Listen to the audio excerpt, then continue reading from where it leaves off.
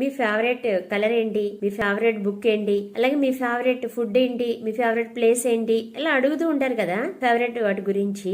అలాగే ఈ ఫేవరెట్ అనే దాన్ని ఉపయోగించుకుని మ్యానిపులేట్ కూడా చేయొచ్చని మీకు తెలుసా? ఫేవరెట్ అంటే నువ్వే ప్రత్యేకమైన వ్యక్తివి. చాలా మందిని నేను కలిశాను కానీ నన్ను ఎవ్వరు ఇంప్రెస్ చేయలేకపోయారు, నువ్వు చాలా ప్రత్యేకమైన వ్యక్తివి అని అన్నప్పుడు ఏమనిపిస్తుందంటే నిజంగా మనలో ఉన్న ప్రత్యేకతని ఇంకా నిరూపించుకోవాలి అని ఎక్కువ హార్డ్ వర్క్ చేస్తాము, ఎక్కువగా ఇంప్రెస్ చేయడానికి ట్రై చేస్తాం. అంటే ఆల్రెడీ ఇంప్రెస్ అయ్యారు, మనకి ఇంకా ఇంప్రెస్ చేయాలని చూస్తాము. అప్పుడు దాని వల్ల వాళ్ళు అనుకున్న పని జరిగిపోతుంది. అలాగే డివైడ్ అండ్ రూల్ కూడా ఉపయోగిస్తారు. ఒక టీమ్ లో ఒక వ్యక్తిని ప్రత్యేకంగా చూడడం వల్ల మిగిలిన వాళ్ళు అసూయ పడిపోయి వాళ్ళకంటే ఎక్కువ కష్టపడాలనుకుంటారు, వీళ్ళు పని చెయ్యాలి అని ఇంకా ఎక్కువగా చేస్తా ఉంటారు. ఇలా అన్నప్పుడు మిగిలిన వాళ్ళు వాళ్ళ మీద అసూయ పడుతూ వాళ్ళు కూడా చదవాలని అనుకుంటారు. అలాగే వీళ్ళు ఎవరైతే ఫేవరెట్ అని చెప్పారో వాళ్ళు ఏం చేస్తారంటే ఆ ఫేవరెట్ అనే స్థానం ఎక్కడ కోల్పోతామోనని మరింతగా కష్టపడతారు, మరింతగా వాళ్ళ కంట్రోల్లోకి వెళ్ళిపోతారు. వాళ్ళు ఏది చెప్తే అది చేస్తారు. అలాగే